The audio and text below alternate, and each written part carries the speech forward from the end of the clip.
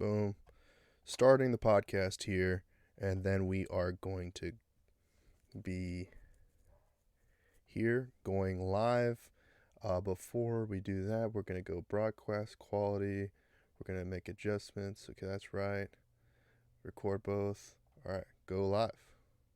And here we're going live. I'm turning off the monitor. Looks like that we are live. And I am going widescreen with the teleprompter. Perfect. Okay. So, this is going to be a test. I just got a brand new teleprompter, and I have a FeelWorld T7 monitor. Basically, I've gone to StreamYard. I've fed my PC video via HDMI into the FeelWorld monitor, and then I'm using the output of that to my regular desktop monitor for settings and everything like that. But for monitoring right now, I'm using the smaller monitor. I tried to use a traditional PC monitor, but for whatever reason, when I got it, it just didn't work. It was a faulty external portable monitor. I think maybe I might try that again someday with the portable monitor, but for now we're going to use a camera monitor, and the only thing that I'm seeing right now is a slight glare, and that's probably something we can fix. It might be the fact that the light is bouncing off my eye, and so I'm looking a little bit, pale maybe. I don't know. This is a fun experiment, I guess.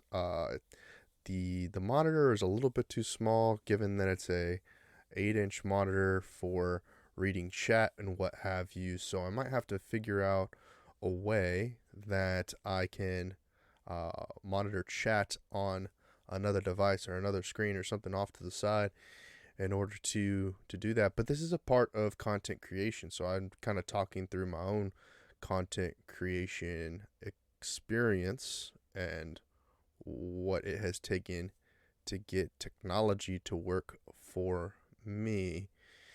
And so last night I went to Austin Podcasters Meetup. It was put on by Scott Carson. He's a podcaster local to the Austin scene, been doing it for quite some time, and it was a really fun event. It was at this brewery slash distillery, a bunch of different things in the South Austin area, and I met a bunch of different podcasters, and we talked about content, and we talked about their niche. We talked about tools. I was given a workbook with 35 different content creation tools. Possibly I'll make a video on that and give them a shout out, going over those 35 tools. And in fact, I was introduced to a startup, and they also create a podcast. The startup is called Cap Show, and I'll give them a little bit of a shout out here. They're kind of a transcription AI, but they also do content tools. So they help to publish content on social media, get bite-sized pieces out for distribution of your podcast or live stream or pretty much anything that you can give them an audio file for. I think that for my case, the audio is great because I'll give them a recording of the audio that I do here. They'll transcribe it. Then they give you like show notes and a potential title for your podcast, a wide variety of different things that they'll help you out with. And I'm really looking forward to working with them. It's good to have another tool in the network for me to promote and send people that way that are content creators that want to learn about the cutting edge tools that are helping them be more efficient, helping them make more powerful content, and everything associated with that. So that kind of segues into the event that I'll be going to in Vegas, which is Affiliate Summit West. And I hope to meet more people like Capshow at that event. We'll see. I don't know necessarily what type of brands are going to be at the event, but it should be a great opportunity to network, get to experience a lot of different stuff. It was interesting that I'll have to reach out to Scott again. He had mentioned that one of his colleagues is going to be speaking at the event. And this is something actually maybe I haven't talked about that much. For a younger audience, or even maybe an older audience that's just getting into content creation and learning about the fact that there are conferences dedicated to creators. You know, a lot of people who are in the workforce are familiar with expos, conferences, conventions, and they attend them for their industries that they work in, but they don't necessarily think about the other industries out there that are creating conferences themselves. So if you really want to learn anything and find people that are like-minded, going to these conferences is one of the best ways to get your name out there. Of course, in the digital age, I think I've mentioned this before, that, you know, going online on Twitter Spaces or Clubhouse or joining a Facebook group is a great way to get your name out there as well in a digital sense. Though, if you want to take that to the next level, I highly recommend going to a niche conference that speaks to you. And one of the things that I really enjoy, and I think that you might too, is listening to industry veterans, new people in the industry that are doing innovative things, and pretty much anybody who's motivated to speak about their niche on a panel. I've done panels before. You know, I've done fireside chats. I've done, what's it called? Like just a press conference.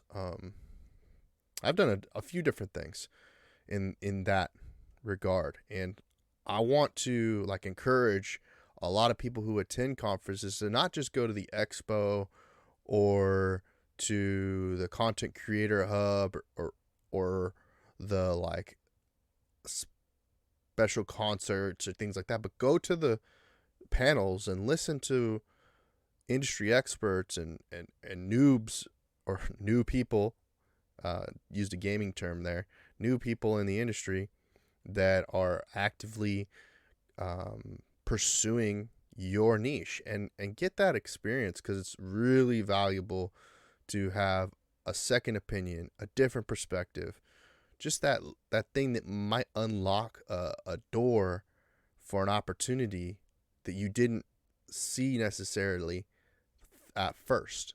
So you learn through other people's lived experience what cool things or new things, what is going to push your career forward. And that's going to be really exciting, right? So I'll be going to this conference, and Scott mentioned someone that he knows, a colleague of his, is speaking. And so that actually is of a lot of benefit, because when you have your network, and let's say someone you know is not going to the event, but they're interested in the information, you become a valuable resource to them, because you can, you know, basically give them a insider's perspective, because they're not fortunate enough, or they're not able to, or for whatever reason they're not able to attend. You can give them, you know, basically a synopsis or a summary of the things that happened, and it's going to go a long way, because you might say like, oh, they live streamed this. Did you know they live streamed it? And they might never even known that they live streamed it, because for whatever reason they did the live stream on a creator's platform versus the brand platform, and then you kind of, because you got that link and you got the information, information is super valuable. You share that with your network, and then they learn something. They get some form of entertainment out of it. Everyone's value is different, but it does go a long way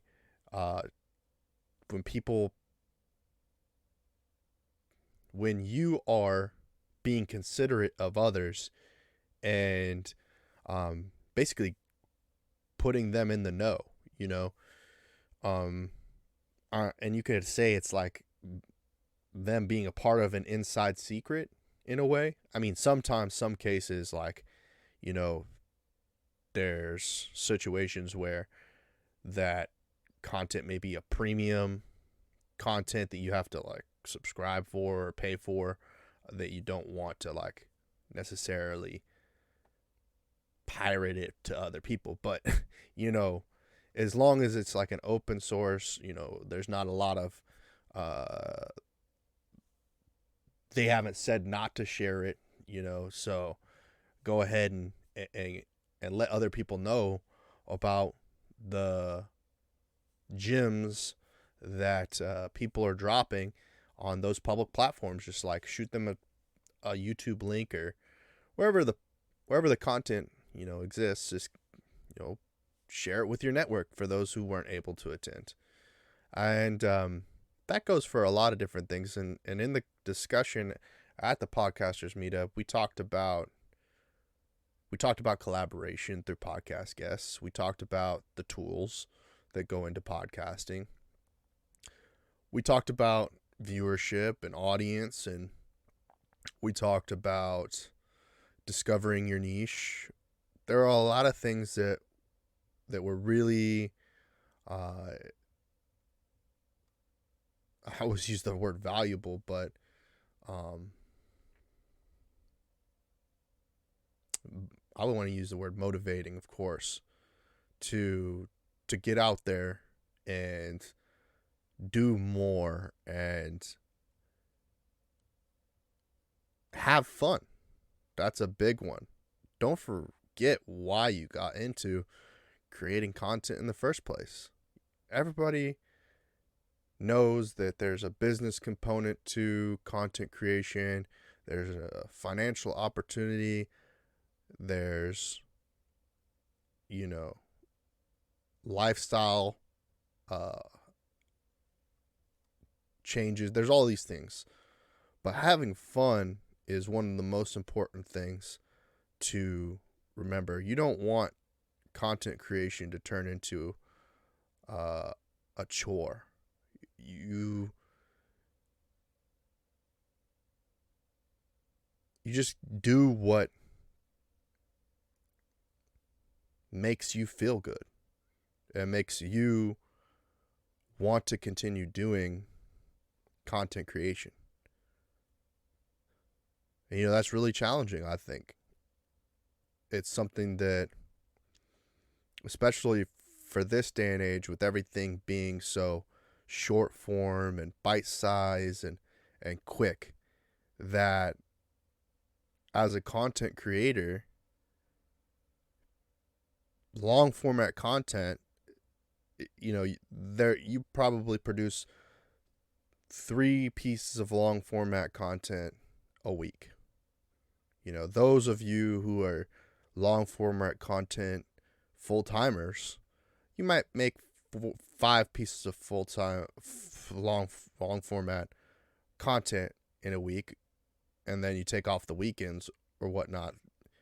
But I mean, if you're creating 5 pieces of long format content, you should be creating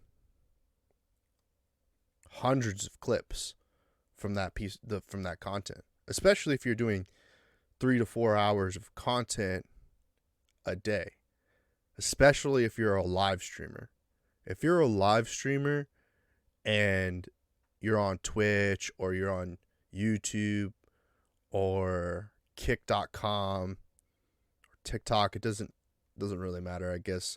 Whatever platform you live stream to, Your audience is one of those great resources for clips. I know there's clip functionality on YouTube and Twitch, and I know kick.com is going to get theirs. But both of those platforms, those clips can go a long way, especially if there's a virality to them. If if one of your viewers creates a clip and it goes viral in the audience for those who watch clips, which is something that is very interesting to me. Okay, so for those of you who don't know what clips are on Twitch clips are basically the same thing as like Xbox snapshots, but they're user generated by your viewers. So when a viewer finds something interesting in your broadcast, they can click a button that takes like it varies from like, I think up to a minute worth of content. Maybe it's longer than that, actually. Surprisingly, I don't know the number, but I'll go back and review and make sure I know that for the next podcast. But it takes this bite-sized clip and then it pushes it out to the platform for other viewers to see and be entertained or find popular or enjoy as well. And then you can download the clip and then you could post that on social media because it was a highlight that people liked. It doesn't mean necessarily that it's going to be popular on other platforms. Twitch clips are generally popular on Reddit. For whatever reason, that's where they really prosper. And because there's a few different communities, like live stream fails. I'm trying to think of anything else. Yeah, I mean that's pretty much the main one. Live stream fails. So usually it's not necessarily a clip that you find to be a highlight of your content, but sometimes it is. Sometimes it's like the best gameplay clip, and then if you're a gaming streamer, you just post that clip, and it'll go viral on TikTok, or it'll go viral on Instagram or some other platform, equally so as Twitch clips.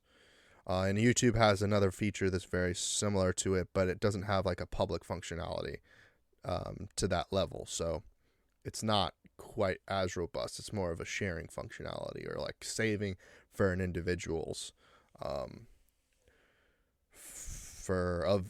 an individual viewer's liking, right? So they can go back and see their favorite moments of a particular broadcast or a particular post-production video, like a music video, or like, I don't know if all music videos have YouTube clips on it or not, but I'm sure it'll get to that level at some point. So anyway, these clips, like, they can be multi-purposed on other platforms. And so if you're a long format content creator that's doing live streams, you should be taking those most popular clips and distributing them like they're wildfire all over social media, letting people know the type of content that you create, right? Some of it's going to be needing to be edited or like spliced up, but you can download those pretty simply from the internet, from a number of different websites that let you download the clips directly to your iPhone or your Android phone, and then just post it on TikTok. It's easy. It's not very hard, right? But especially for, like I said, long format live streamer content creators, podcasters now. I'm speaking to the podcasters. Similar, it's really tough for podcasters out there who are creating content to do the same numbers as live streamers, because a lot of podcasters their shows are based off of kind of a staged or scripted environment where there's a studio involved, and podcasters also do live streaming, but there's the type of people who do podcasting and do live streaming are often kind of different archetypes. They're different personality types of people.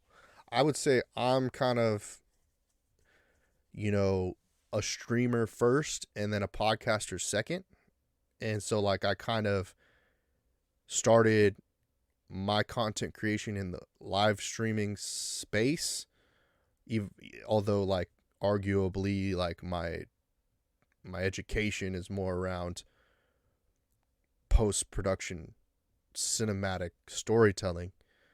The actual application of my content creation has been in live streaming, because I started streaming on Ustream in 2012 and then stopped streaming on Ustream due to a number of different reasons. But then I got on Twitch in 2015. So like a 3-year time gap between when I went from Ustream to Twitch. But then when I came back, it wasn't like when I was on Ustream, I was doing the same sort of stuff that I'm doing now with like social commentary and like a personal branded show. So similar. A different older version of me. Content doesn't exist. I wish it did still, but it doesn't exist out there. Maybe Ustream has like some server somewhere that I could like pull that stuff back in. That would be really cool. Ustream people, if they have access to something like that, so I could just reflect on, my past and everything that I created back in 2012. And then like nowadays, how different that is. But anyway, 2015, I'm in a youth music studio, and I'm helping the kids out, and I'm learning live streaming again, and I'm learning the new platforms and what works here and what works there. I think I was streaming to YouTube and Twitch at the same time, and putting out, DJ sets and messing around. I'd never DJ'd before, so I was experiencing something new, doing an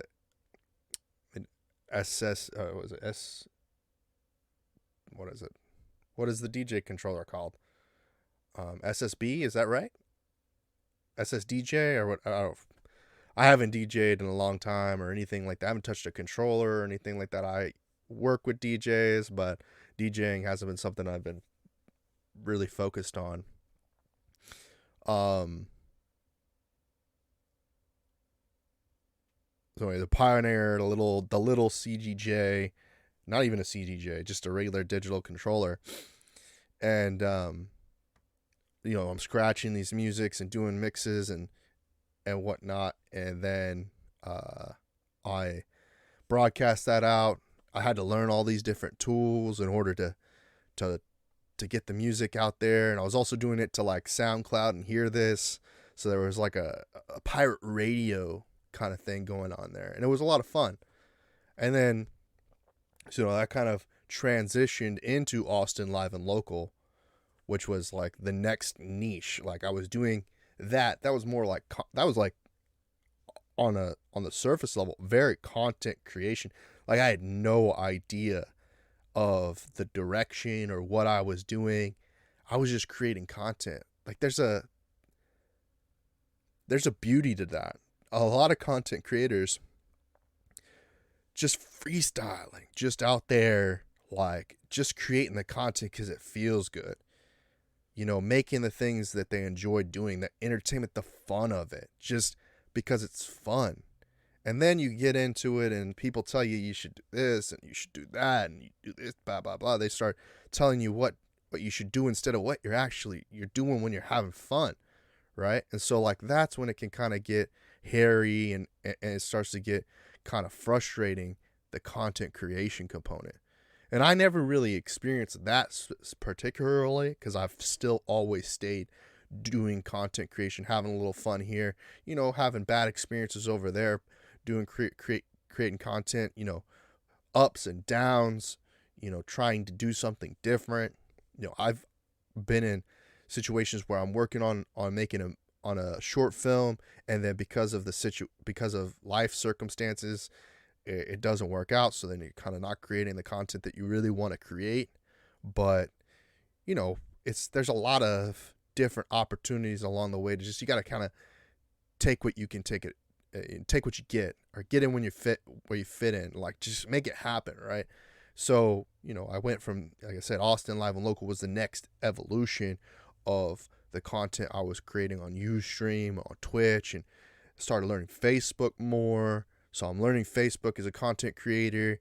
I'm playing around with groups. I'm doing this and I'm doing that. That's kind of how I got involved with the Austin Podcast Meetup, was learning the groups and like how you can join a community and they do events over here, and how to do this and that, and instead of just sitting at home and being a solo person and, not knowing anybody or playing any of the games, that's vastly different than the way that my life actions were when I was a kid. Like, certain things were popularized, so you do those things. You don't, and because you do those things, life is a little easier. Some people don't do that, and they do the things that are less popular, or they see those things as not so cool, or they don't think of them as whatever. They don't like the things like being on the sports team, or being in the band, or joining theater club, those key club, whatever. They don't find those things to be enjoyable, right? So they do other alternative things, and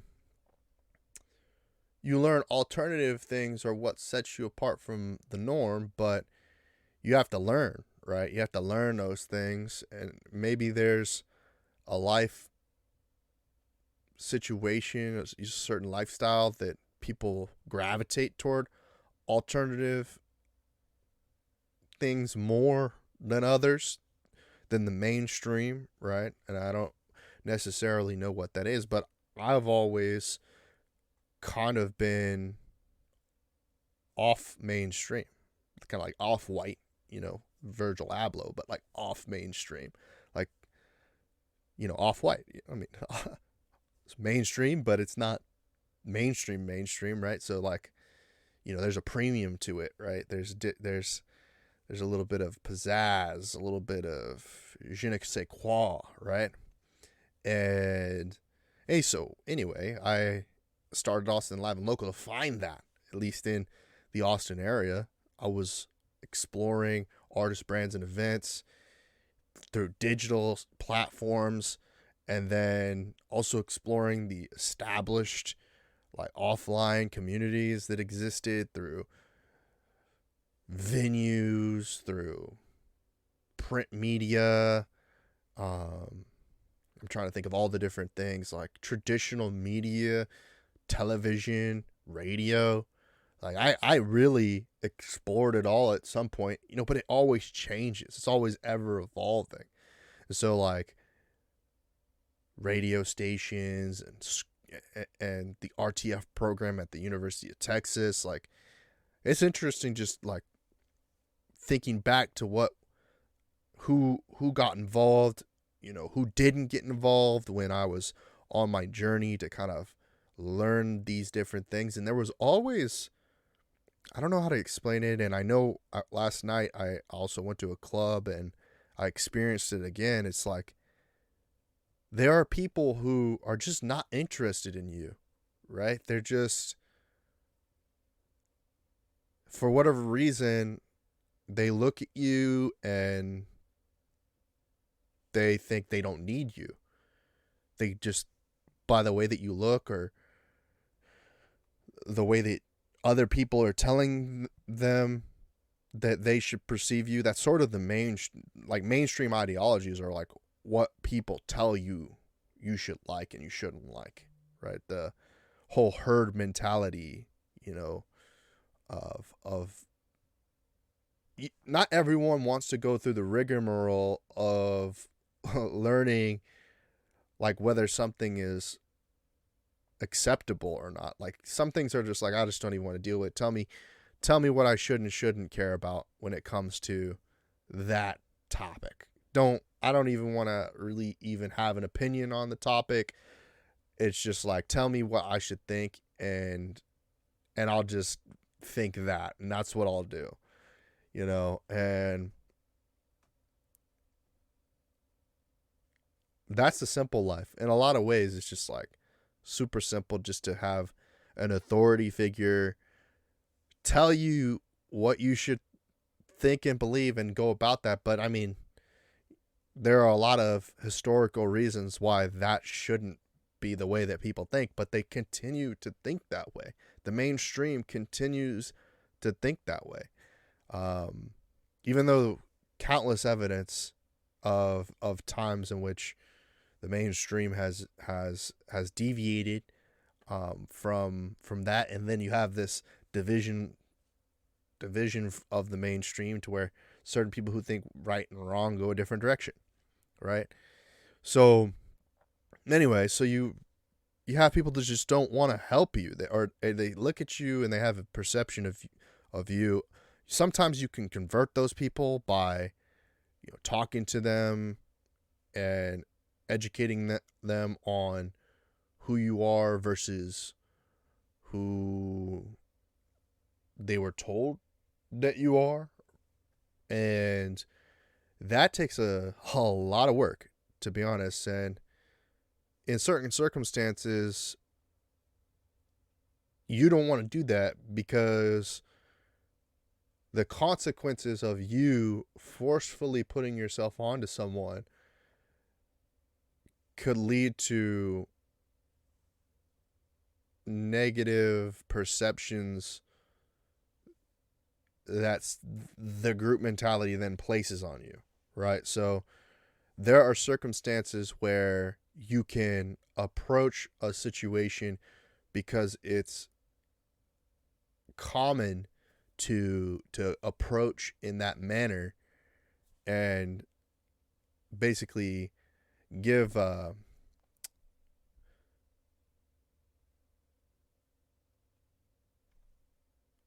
impression that you're not being pushy because it's a normalized approach.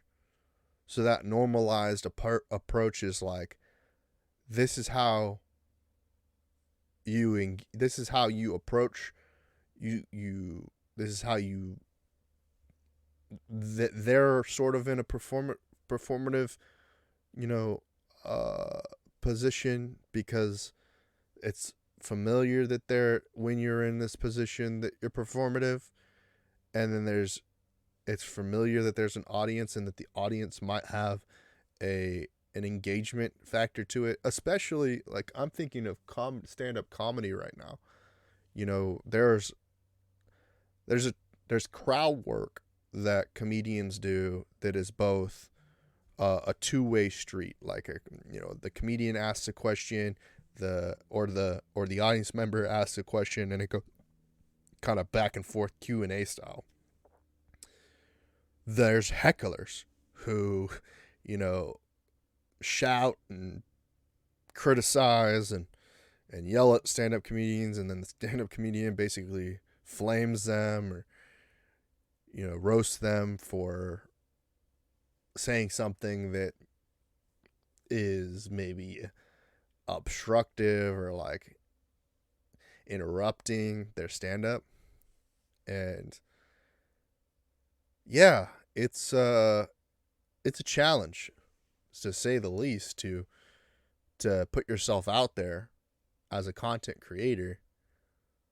And like I said, not everyone's gonna like you, and some people you can convert, some people you can't. And it's easier when they're on the spectrum, when they're closer to you in likeness than those that are not content creators, right? So I spoke to some people at the club last night that were not We're not content creators. In fact, they prefer to not create content so as to kind of have a separation between their business interest and their personal interests. And that's really challenging in the digital age, because being digital in nature is, by its nature, is content creation. Whether you have Google Maps or you have Yelp or whatever, you have a website, you're creating some form of content that you're publishing, whether that be in the form of blogs, newsletters, press, whatever it is. Like, there's copywriting involved, and that elevates into photography and graphic design and other ways to express yourself. It doesn't always have to be photos and videos and audio and all the high production value stuff, but it can be, right? And there's some more, I don't want to call them low effort, but low output, low frequency. I mean, video is high frequency. There's a lot of moving parts and a lot to learn. There's a lot of equipment that goes involved in video. There's lights, camera, action, all of that. Audio is very similar. Sound, camera, or sound, mic, action. There's always three components. There's always components to doing any form of content creation. Some people just don't want to participate in that. Even though, I'm talking to them and they have the interest of opening up an all-female gym because they're like fitness, they're really into fitness, and I'm talking to them and I'm curious. I mean, but it's like, well, how are you going to get the message out if you don't have content? So you spend a bunch of money in opening up a brick and mortar, and then you have to hire staff, and that staff has to have a similar worldview and ideology and belief system that you have in order for the operation to function as the way that you want it to function, especially in this theoretical female bodybuilding gym that's exclusive to women, and that it has that there are no men in the gym. Like, I don't know how to, I have no idea how you even do that legally. That's such a level of discrimination. It's so similar to the racial discrimination that it's like, how can that thought, I don't know if people should have that thought, whether they're, cis female or non-binary or anything. Like, I don't know. I just, that identity politics component,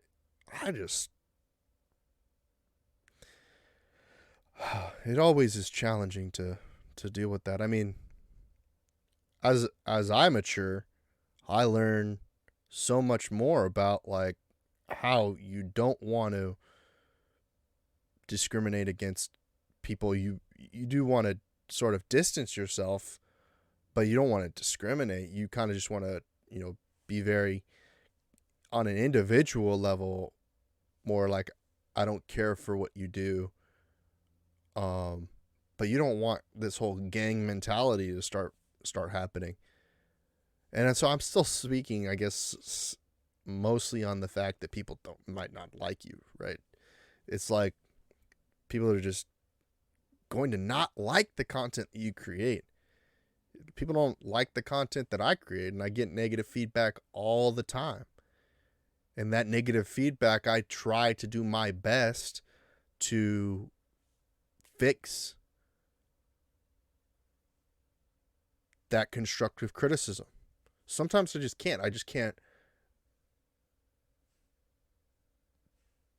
I can't fix it overnight, right? It takes time, and it takes a plan and structure to fix technology, to fix appearances, to fix uh, ideas and beliefs that are rooted in generational comprehension that may not be positive. It might come from a negative origin, and you kind of have to fix it along the way, and then it's just like the presentation gets better. And maybe those people over time that had a negative impression of you, and I'm, by saying you, I mean the royal you, including me, they start to like you. They start taking on a liking of you, I should say. And so that's a process. And then you do things that people are going to bash you for. I mean, just look at how many mainstream content creators are out now that are just getting dragged in the press. Even politicians have always been dragged in the press, but I'm just saying, like, that, what is usually historically been subjective to the politicians and public figures like of that nature, celebrities, all of that is now being applied to non-content creators, like just regular people, because everyone that participates in digital media, social media, a website, any form of digital media, is getting judged in this way, like based on their beliefs, their religions, their ideologies, their identity, all these different things, and just like bits and pieces of you are being fragmented and in ways that you just have to kind of like roll with the punches and try your best to resonate with people that are like you, that see eye to eye, eye to eye. That's better hand gesture than what I was doing. And that can see the bigger picture, see the vision of the direction that you're going in. And hopefully they like the aesthetic, the appearance to it, and so I start looking off camera, all these different things, because I'm thinking, especially when I think, I tend to look away from the camera, because if I'm looking at myself,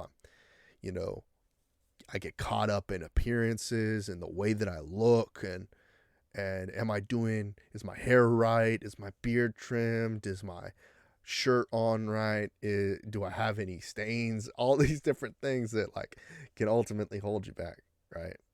Are you smiling even? Like, I have a very hard time smiling when I'm thinking, because I'm thinking about things that are challenges. And challenges are not always that happy and joyful. Most of the time, the things that you're trying to overcome are sad, emotional, depressing, not logical, irrational. These types of things. Because it might be an outside influence, like I've been talking about, that's obstructing your happiness or your success that comes from content creation. Hopefully that doesn't last forever, and then you get to be well liked in your niche, and they want to include you. They want to tell you about their shows. They want to include you in the thing that you want to do, right? That's the thing. You want to be likable. right? And liked. You want to be likable and liked. You want know, like, and trust. So, establishing not that someone knows who you are is the first step, right? That's the first thing you need to do in marketing. Is get people to realize you have a podcast, that you have content that you're creating, and they're just familiar at the very basic level, familiar. Developing that they like you, that's a lot more challenging, right? That's what we're talking about here. We're talking about how can they like you as a content creator, like us? How can they like us? What is it that they find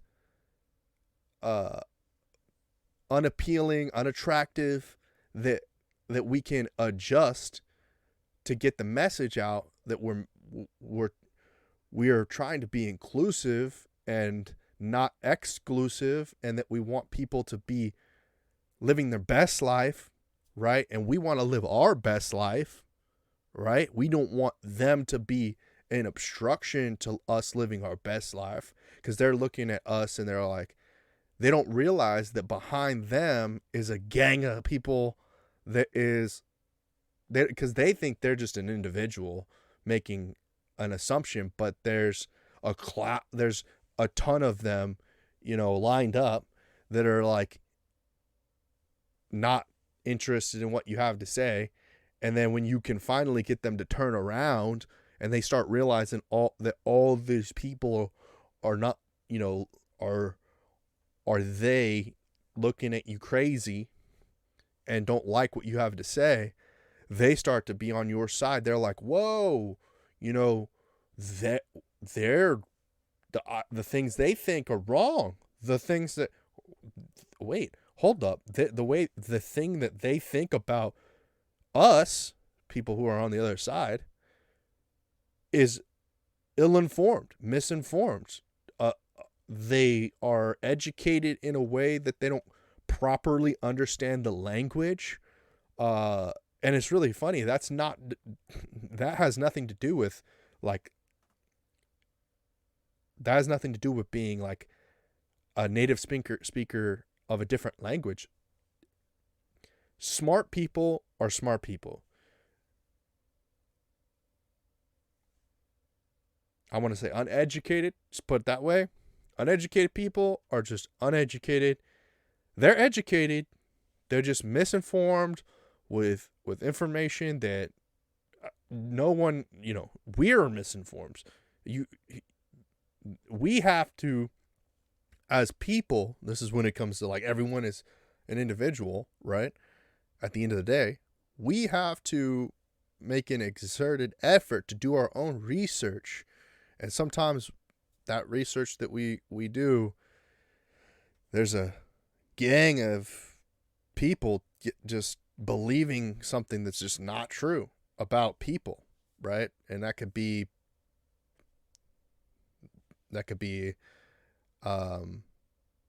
what's the word I'm looking for? That could be what's like a young thing. That could be naive. It could be naive, or it could be nefarious. Naive or nefarious. It's one or the other.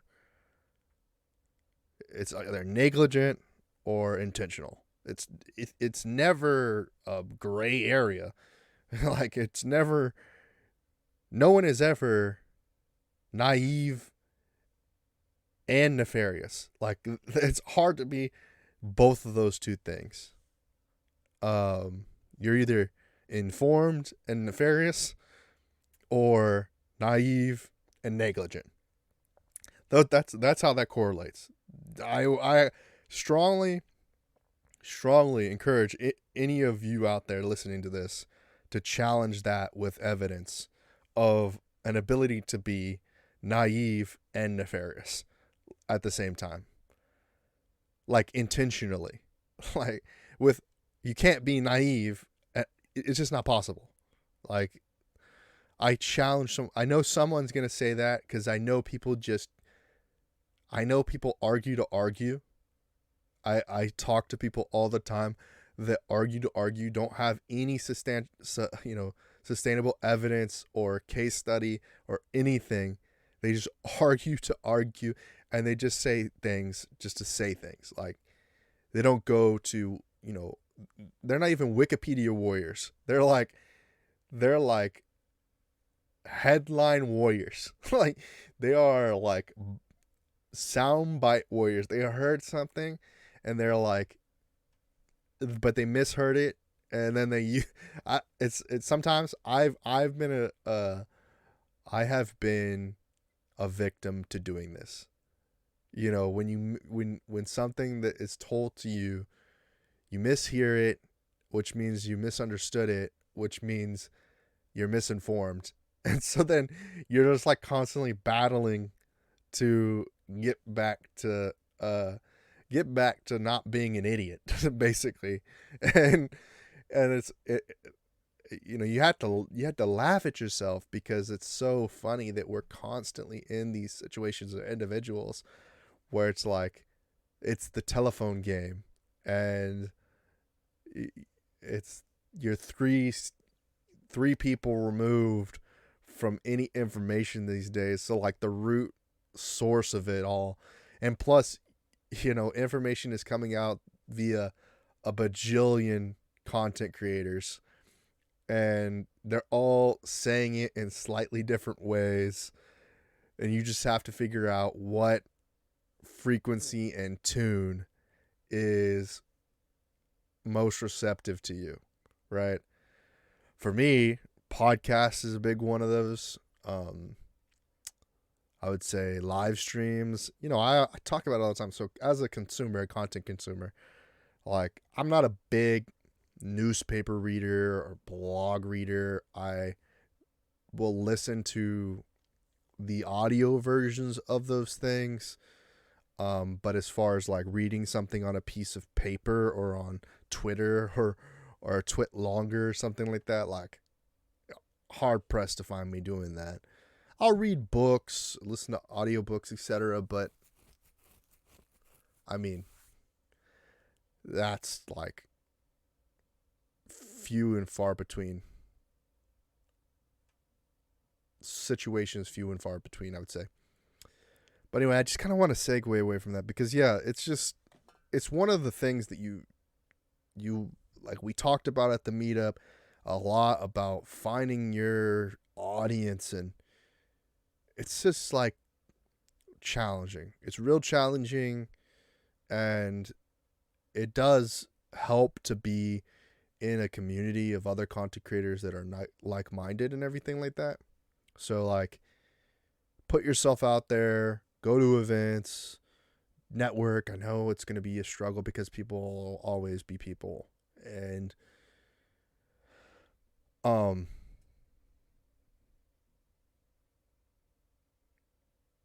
be yourself. At the end of the day, you are your niche. Something that this is like a trending topic going around, but be yourself. Don't be afraid to create the content that you want to create. Don't be afraid not to create content. I'm also going to advise that, don't get fear of missing out because you're not doing it. You have good reasons why you're not creating content. So don't waver, or make the plan to, when you decide you're going to put yourself out there. I mean, there's no better time than the present. I'll make that advice, but I mean, I'm also not going to say you have to do anything. You can do whatever you want in life, so long as it doesn't hurt others to a great degree. So I'm only talking from lived experience, obviously. So like, a big reason why I went out last night was because of what I did with Austin Live and Local, right? And that Austin Live and Local transitioned into me talking about the things that I'm talking about now, my life, and what I do as a content creator with Trent Knox Productions and this show. But I mean, as you guys are familiar, I do a lot of different things as far as branding goes. I mean, I created Austin Live and Local. Then I started Cyber City Media, and then I started Esports Business Network. And I mean, a lot of you who are listening are familiar with what I've done with Esports Business Network as far as interviewing content creators in the esports and gaming space on the professional level, behind the scenes, in front of the camera, everything. And I've done event coverage with it as well. And I want to continue doing that. I do. There are conferences that I like to attend. Esports and gaming, as far as a fan's perspective, extremely expensive. The cost of hotel. They always put the events in the most expensive time. On the weekend, in the most expensive locations. Like, gaming and esports is so wildly expensive.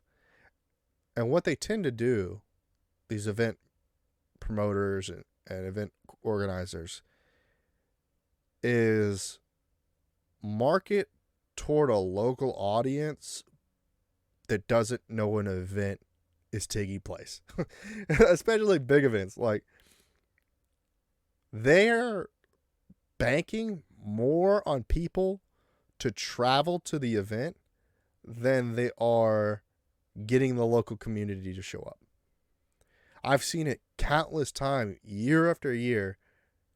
Esports tournament operators such as DreamHack, BlizzCon, Overwatch League, all these different things. Well, of course, like Blizzard does it differently because they usually hold the event in the same location every year, so everybody knows that it's going to be the cost to go to San Diego to attend the event, or Anaheim area, that area, whatever.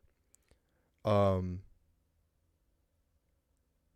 that is what it is, right? That's that's Blizzard for you. They're gonna ask for you to go watch Call of Duty all around the nation, and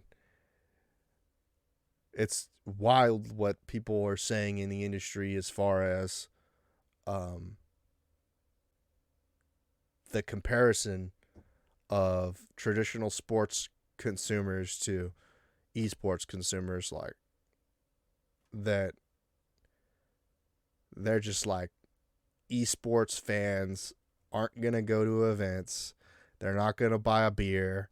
They're not going to get popcorn, drink, everything. They're just going to go on the cheap end of it all. And it's, if that's the case, like, there has to be a way for them to discover how to make the ends meet, right? And stop trying to market to the people that are in the 1% of people. Like, they can fly to the event and afford to purchase merchandise and everything that is being sold at these venues. Like, they got to figure out how to do it on a local level.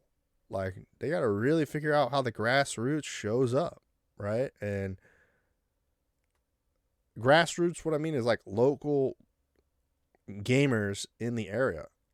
They really fail to do this. And they fail to do it because they don't buy radio. They don't buy social media. Not the right way. I don't know how this happens, but they just are so ill-informed on how to market to locals. They're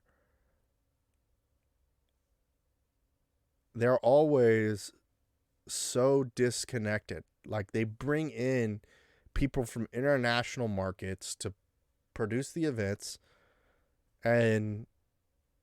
or it's like vice versa. So like, when you have like kind of an in-between, like a land fest,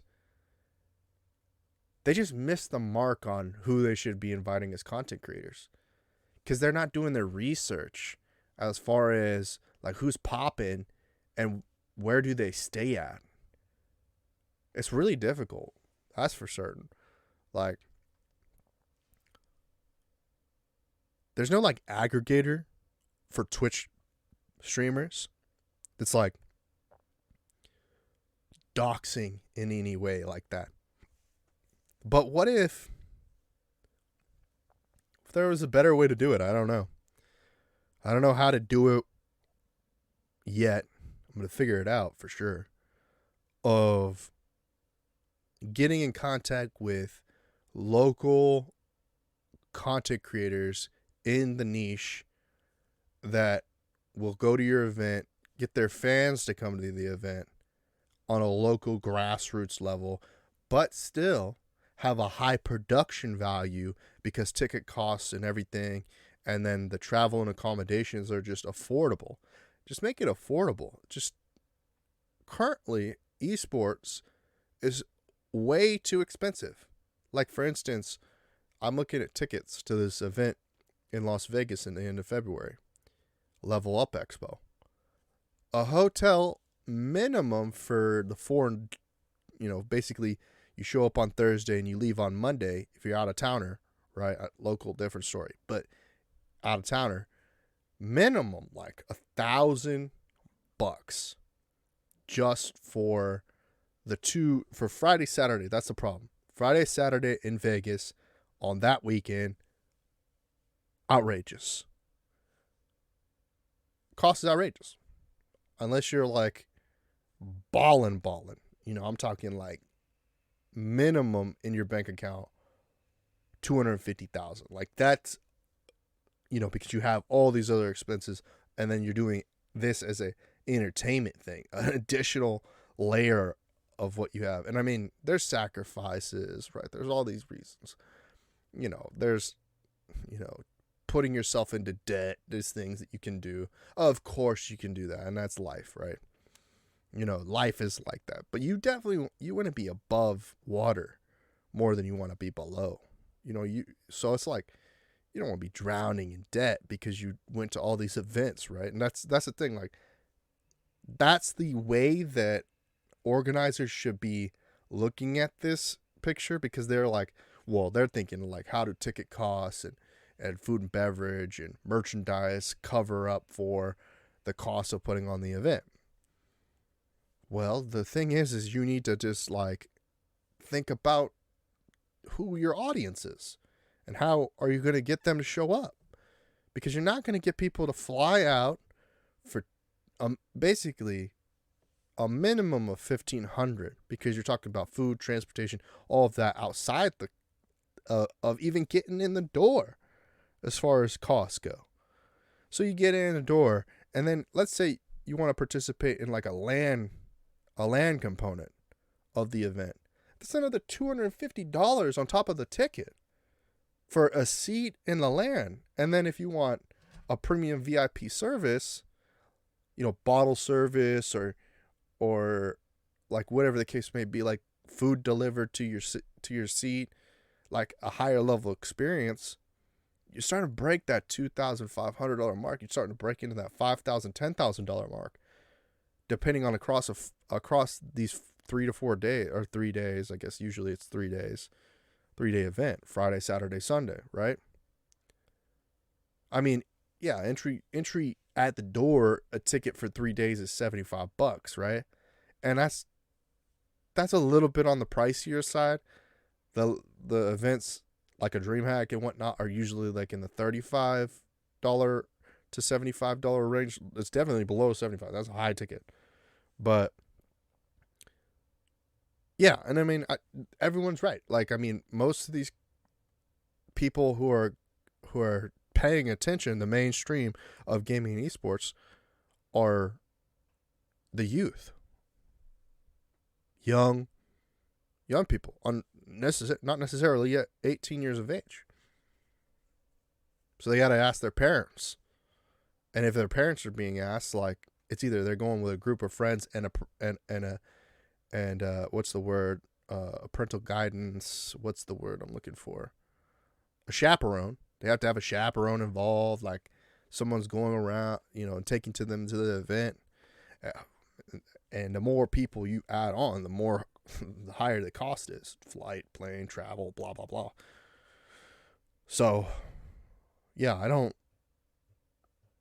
really understand how esports tournament operators and event organizers in the esports space put together their financial plan in regards to these events and think that people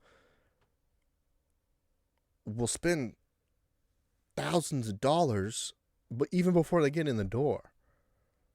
Like, there's not, like, on a local level, I'm sure they can get people to show up, right? But they're always, everyone who has been an esports tournament operator and an event organizer says that they barely break even unless they're, getting to the point at which they've got investment money. They can combat it, lower the ticket prices with the money that comes in, because eventually over time, you'll break even. So like a DreamHack, right?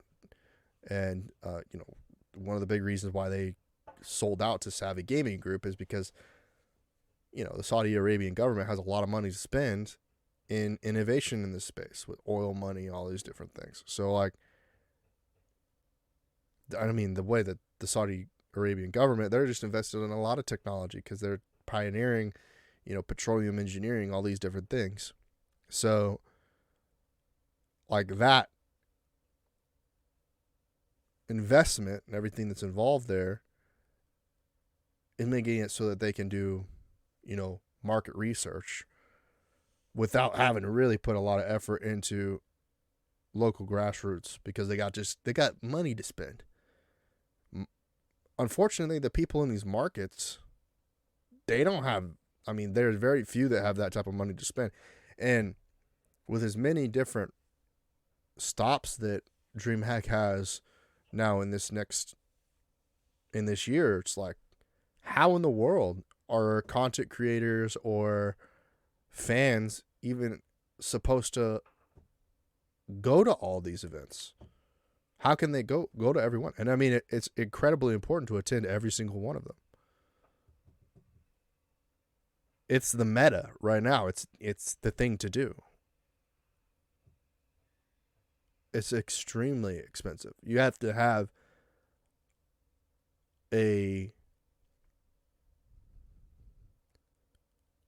what do they say? They say there's an adjective that they use, but basically a ravenous fandom. I think that's the right word. That's like sending constant donations and constant contributions, purchasing merchandise all the time, having big brand name sponsors, to where you're even getting close to $250,000 a year to attend these events. Because you can't do that. And then you basically have arguably a competitive audience to every single event. Yeah, I mean, look, esports teams have not been profitable. They've not been profitable because of these issues. Like, it costs an ungodly amount to get your players, your staff, everyone out to your event, and then to win a measly $250, like, that doesn't even cover the cost of attendance. I mean, just to show you. However you say it. Look at all the teams now. Basically, the Players Alliance in Overwatch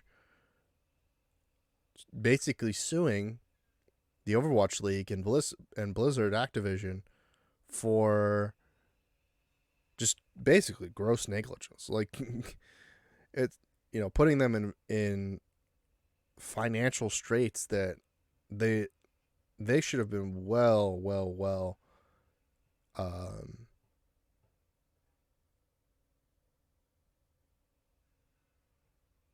there should have been no fine print in that regard. Like, they should have been way more vocal about the risk. There's you knew the risk. Well, be more vocal about the risk, because how are the players supposed to know that the Overwatch League is going to basically be, for lack of a better word, screwed over by the Overwatch developers with Overwatch 2. Same goes to show for like Halo. Although Halo had a resurgence, but dwindled again. And it's just like, it's unfortunate. Like even Fortnite for what have you, like, and what they do. It's like, where is the next World Cup? Like, where is the next big opportunity for Fortnite? Because all the money that these players invest in teams and everything that goes into being good and competitive at these games, like, there has to be a payout. There has to be a big payout. And it can't just be content creation. Because content creation is not the same thing as competitive gaming. Right? You can't, like, esports pros shouldn't have to go to the lengths that they have to basically play Smurfs and play against inferior content creators just to get the content creator to basically foot the bill for real competitive gaming. Like, this should be something that's handled by the developers. Like, the developers should be sanctioning, funding, operating the leagues, but also funding the grassroots. Doing both. You know, it's aggravating because what it ends up doing is diminishing the entertainment value of the content, because they can't do, or they are not doing, esports content coverage at a high value level, right? They're not doing enough to innovate in the space. They keep rotating the same content creators that they know are problematic. They know that they're one step away from a bad scandal coming out about them or something that they said. So they're not developing enough new content creators to break out. Like, Jake Lucky broke out as an outsider covering the industry and has done a really good job at being both entertaining and informative in that space. Whatever the case may be, he posted about the fact that even he's a little bit lost in what people are supposed to do when it comes to content distribution, right? The content creation, I think he's kind of solved that in the way that he creates content, but distribution, he's just still challenged with, like, are you supposed to put on YouTube, TikTok, blah, blah, blah, all these different platforms. And it's just so taxing mentally and emotionally and physically taxing to be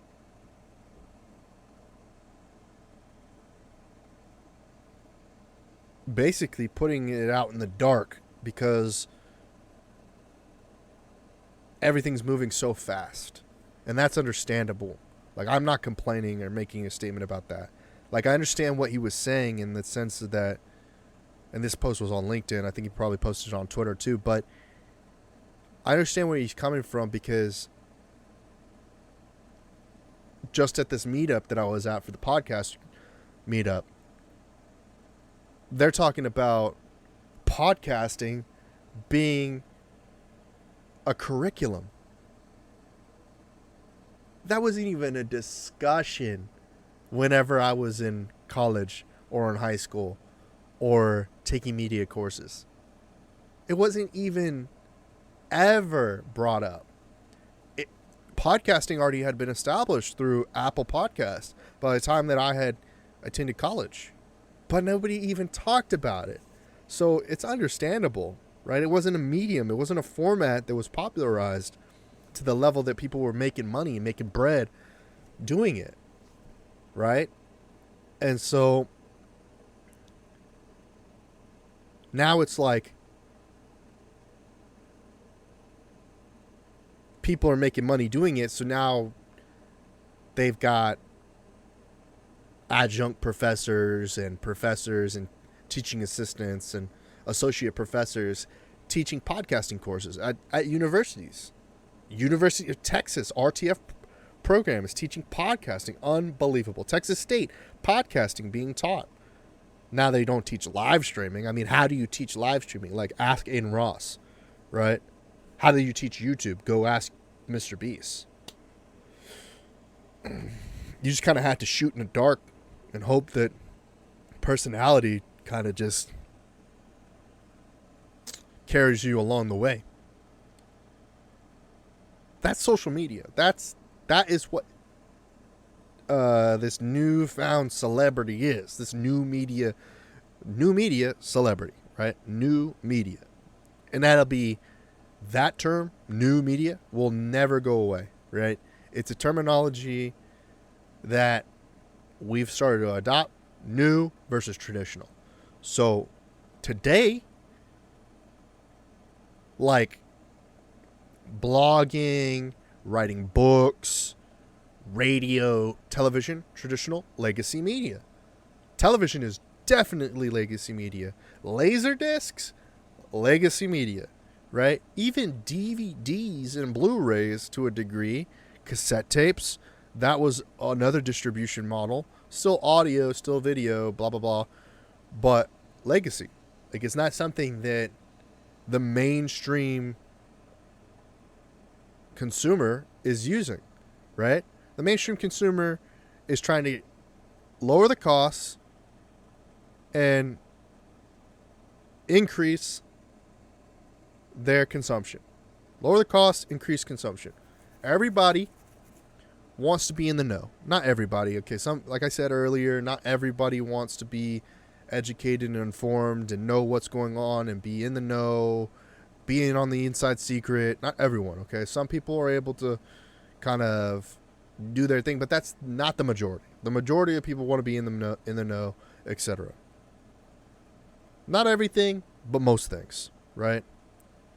So they're watching all the new movies, they're watching all the old movies, they're listening to all the new music, they're listening to all the old music, they're watching, I mean, what else are they doing? They're reading all the old books, the new books. Because of the advent of the internet and accessibility, they're doing everything they can to consume as much information as they possibly can in 15 seconds or less. It's like get the most groceries in 15 items or less. Like buying the biggest bulk products so that you can go through the 15 items or less line, get out the door as fast as possible, get into your car, shoot off to work, and just like the time, so much time. There's only, what is there? Max 12 hours of daylight in the day. So during that daylight time, you have to really micromanage your time, right? Unless you have a whole lot of free time that you have because of, whatever financial situation you're in. But, this whole capitalist system is working off of the dollar bill, y'all. So, yeah, I mean, that rant right there was epic. But now I've derailed and forgot entirely the direction that I was going. I just went off and started talking about platforms, right? So platform 9 3/4. I don't know why. Harry Potter came up in my mind. Let's just kind of take that imagery of a multi-dimensional portal, of platform 9 3/4, and it's like going from the Muggle world to the wizard world, right? And so when you take content, which is you want to go from being an average Joe, put it through platform 9 3/4, social media, and in the other end of the big picture, you want to get celebrity, fame, notoriety, acceptance, everything, right? Be a wizard, Harry. That's what you want to be. You want to go from being a Muggle, being a nobody, to being a somebody by going through the gateway, right? That's the thing. But the gateway, people, ordinary people don't see the gateway, right? They don't see what you have to do, the magic that it takes, or, unfortunately in this case, this is like a bloodline thing. Yikes.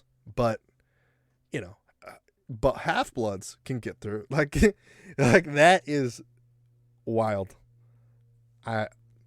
When you start digging into like the personification and the underlying tone and meaning behind these things, it's like, whoa, that's gross. But anyway, you want to come out on the other end, but people on the other end there's a finite few of people who come on the other end unscathed. But then again, like there's an admiration to the scars that are got from putting in the hard work, right? That it takes to be a somebody. So you're going to have to learn social media. You're just going to have to keep doing, and hopefully that produces results. Actions, results, right? More actions, more results, positive and negative. There's no other way around that, right? It is just purely what you do and what comes of what you've done, right? So yeah, I mean, right now they're probably teaching social media, they're teaching podcasting, old format, people who are like myself that are getting a little older, that are teaching assistants, adjunct professors, assistant professors, to the main hierarchy of the power down and this is the way that it is. You know what I mean? The bull crap. Because people, there are very few doctors or PhDs that are my age that didn't have the majority of opportunities in the collegiate system or the university system. And so people like myself are not educating the youth through that mechanism. We are educating the youth through random discovery because the independent is not associating with agency, because there's no agency that properly represents us in this medium in a way, because we are the pioneers of these. We are the pioneers of the new media. Traditional media can be functionality, slaved to the system, boom, in a way that it's easily comprehensible, packaged, boxed, and pushed out as a product through the system of distribution that is normalized by traditional media. Then legacy media, a whole nother thing, but it's like the duality of it. The middle traditional media is the main stream of it all, right? Television is not that, but over the top television is sort of becoming that. Netflix, Hulu, YouTube TV, OTT, right? Because it's a new repackaged smart TV model of the television Hollywood agency model. And the infrastructure is already there. So there's a little bit of playing ball that has to be done. But legacy media, which is more like people who missed the innovations that needed to take place along the way with the capital that they had in their radio stations and in their production studios, like they continue to do it the old way, and there's very few people who are still consumers of the old way, right? And that number keeps dwindling because the majority of consumers move to like that 15 seconds of fame on TikTok. Scroll, dark pattern behavior, so that people click like and accidentally click buttons and purchase things on accident. Like, I don't know. I was just like looking at my phone the other day, today, an application, because I updated my iOS, popped up on my phone, and I'm like, whoa, why did that happen? And I'm like, all right, I don't know if I'm going to use that application because it's iOS. Freeform is the application. So I'm like, why did this go on to my homepage when I'm very clean with my homepage? I don't do 2 homepages. So why did that happen? Like, that's a fundamental misunderstanding of the way that I utilize my phone. But developers, I mean, they don't think about the user experience, back-end developers, I guess I should say, because it's not their duty. Their duty is to make sure that it's functional from a source code aspect. And then it's the duty of designers to design how that's implemented in the user experience. So, sometimes the things fall through the cracks. So, like, sometimes that's good, sometimes that's bad. You don't know. You don't know until you've pushed the update what's going to be good and what's going to be bad. And then you just gotta hope that the next shot on goal is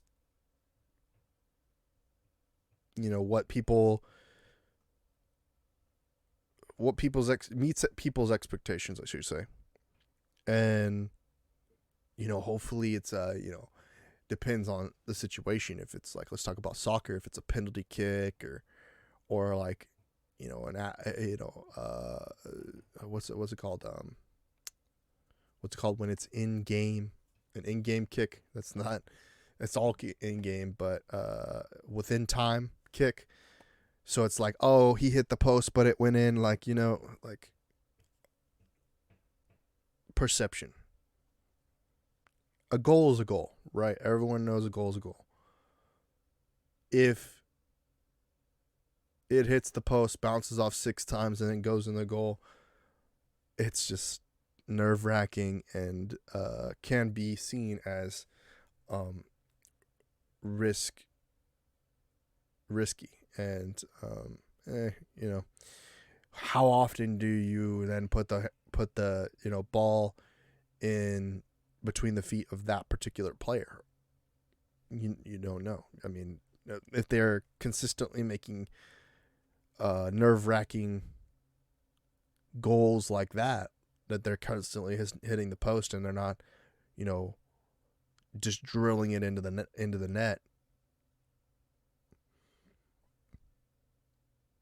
with no goalie in sight.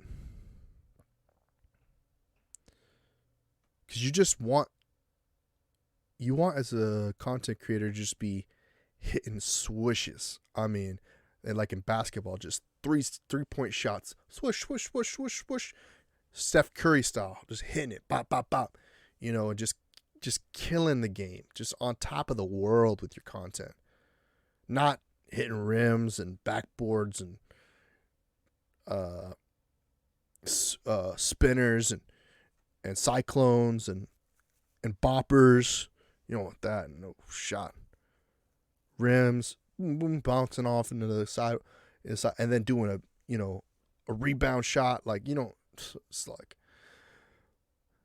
just so nerve-wracking. Just like, and especially when content creation is always like 2-minute warning, red zone drill, 4th and 17, 4th and 40, red zone drill, 2 minutes left. Like, it's always Hail Mary. Or like, it's always like you're in the worst situation. You're always behind somehow. Even the biggest content creators, it's like, how do you top your last one? Or how do you not, go in the red as far as the content you publish? Because you always have to get your numbers above the last video that you made. If you're like a celebrity, right? I mean, like, some celebrities are like, it's, not that big of a deal, but then their career tanks and, they disappear because they're they're like seen as like nobodies because they can't hit the numbers anymore. It's like bouncing off the walls constantly. And then you never get on goal because what is it like? Prince will never make another Purple Rain, like, or Michael Jackson will never make another Thriller, right? Those people are long gone, but I mean, like, I'm just saying, like, people in the prime, at the height of the height, you know, they top, you know, like Drake. Drake is top. You know, every year he's like Aubrey Graham Drake. He's Drake. He's this. He's that. Like, he's constantly hitting higher and higher marks. Taylor Swift, higher and higher marks. Like, the top people. And then, like, the average, you know, the Joe content creator, Joe Rogan, like, stagnant, right? Just like went to Spotify. Joe Budden went to Spotify. Both of them went to Spotify. And they're just like not really doing that many things that are innovative. Like, when is Joe going to stop his contract with Spotify and go back to multi-distribution? Like,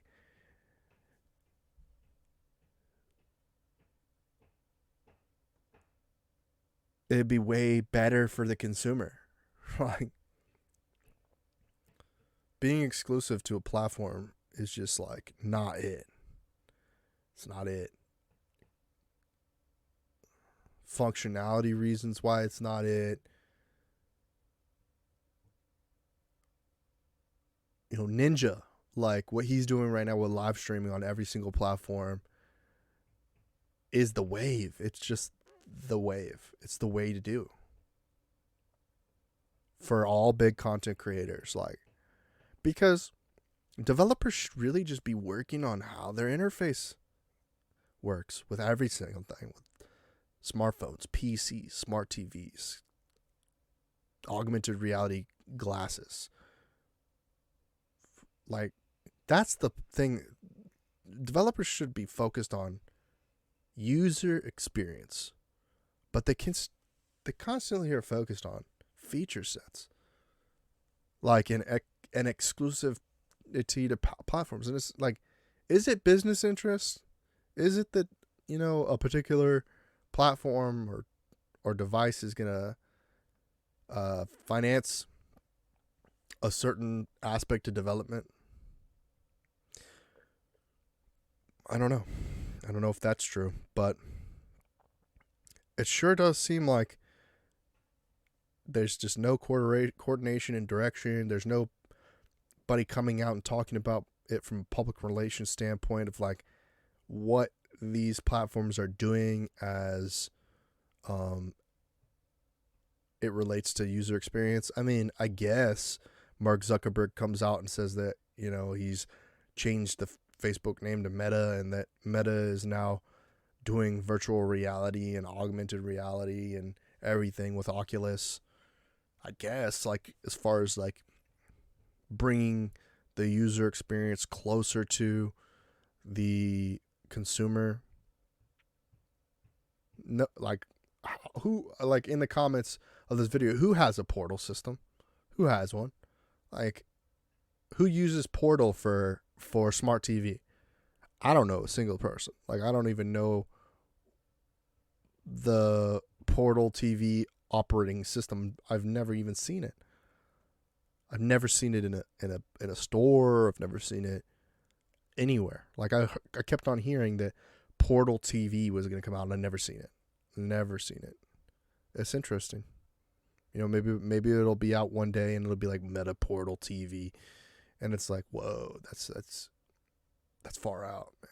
That's cool, dope.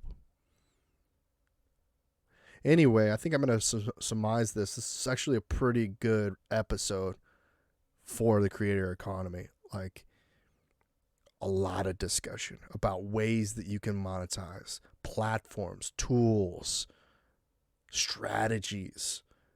There's just a lot in this live stream podcast distribution. Man, I hope that everyone really enjoyed listening to this, that tuned in. And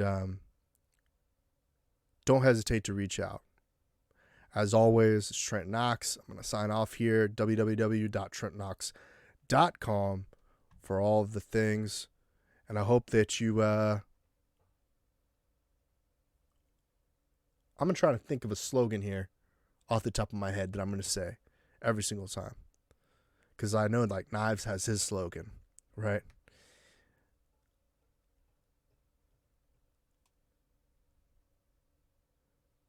It's like almost like I'm like thinking of other different slogans, like keep on keeping on in the free world, like that type of thing.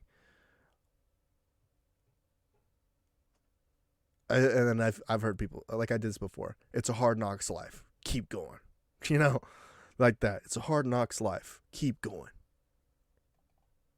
All right. Signing off.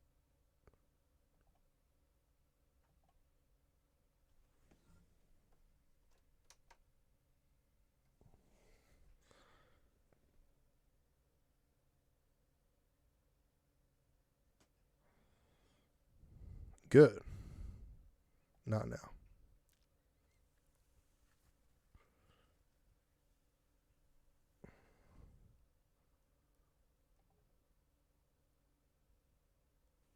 Let's see, download recordings.